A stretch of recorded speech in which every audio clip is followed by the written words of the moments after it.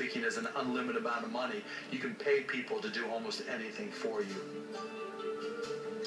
Desperate to protect the empires they've spent their lifetimes building, the Titans throw their full support behind the candidacy of Ohio Governor William McKinley.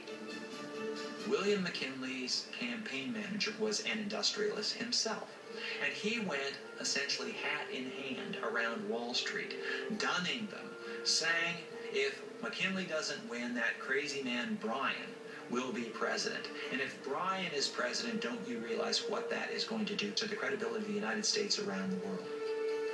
The Titans wield more power than any group of men in American history.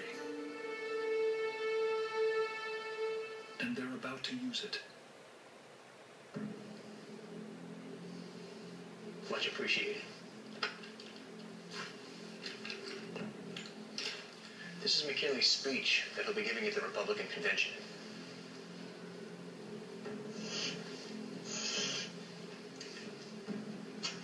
Make sure he sees it in time. Understood.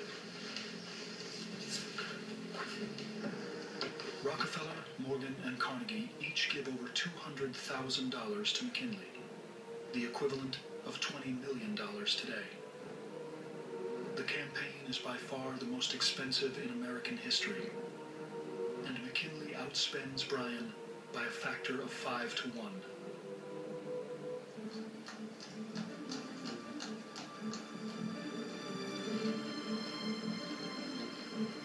But they don't just fund their candidate. The group wields tremendous influence, and they aren't shy about using it. Suggesting headlines and orchestrating PR campaigns aimed at getting McKinley elected. It was easier to buy the publicity that you wanted in those days than it is now. The news media was a smaller market, and it was easier to feed information to your favorite correspondents then than it probably is now. Bryan fights back. He undertakes the country's first whistle-stop press tour, crisscrossing the nation and speaking directly to the people. The tour becomes the model for the way presidential campaigns are conducted to this day. Bryan gives over 500 speeches to huge crowds across the country. I will put rings in the noses of these hogs. Publicly attacking the nation's richest and most powerful men, and vowing to usher in a whole new era. As Bryan's campaign gains traction, the nation's leading industrialists turn to fear tactics. Many big employers, many big industrialists said, if Bryan wins the election, business is going to be so bad, we're simply closing shop. So if Bryan wins on election Tuesday, don't bother showing up for work on the next day because there won't be jobs.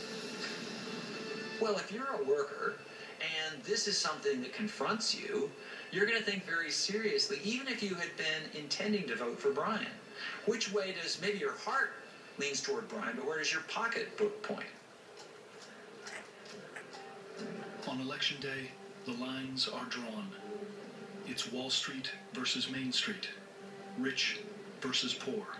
One of the things of an evolving society is the wealth distribution. And it's clear that what we argue about today, that's the core of every politics, is it better with wealth in the hands of a few versus distributing among the many, whether from a moral or an economic point of view. 90% of eligible voters go to the polls, roughly double recent turnouts. In the 1890s, voting was a public act. And on one side there was the Republican ballot box, and the other side was the Democratic ballot box. And so your foreman, or an agent of your foreman, could see who you voted for.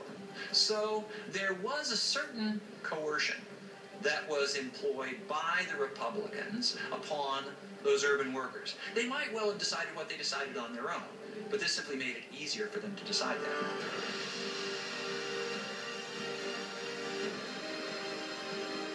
When the polls close, the nation's future hangs in the balance.